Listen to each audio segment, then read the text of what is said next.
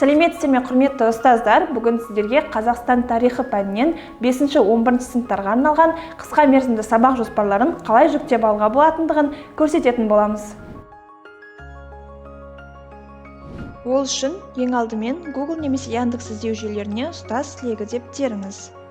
Ең бірінші болып шығып тұрған ұстаз слегі республикалық ұстаздар сайтына өтесіздер, КМЖ бөлімін таңдайсыз. Сол жақ шеттегі сайтқа кіру батырмасын басу арқылы сайтқа кіріп, тіркелу батырмасы арқылы сайтымызға тіркеле аласыз.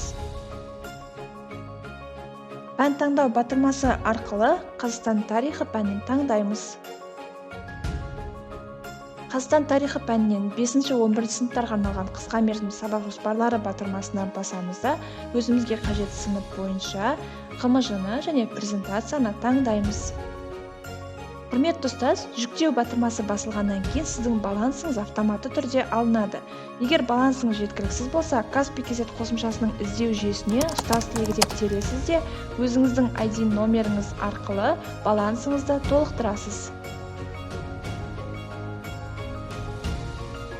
Төлем жасалынған КМЖ-лар бірден жүктеп алу батырмасына ауысады. Жүктелінген КМЖ сіздің загрузки бөліміңізде сақталады.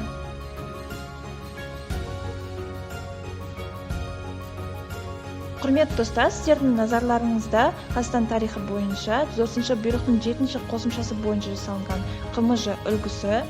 Бұл КМЖ-лар кез келген баспаға сәйкес келеді, себебі сабақтың тақырыбы мен оқу мақсаты оқу бағдарламасынан алынған, ал оқу бағдарламасы Қазақстан Республикасы бойынша ортақ болып табылады.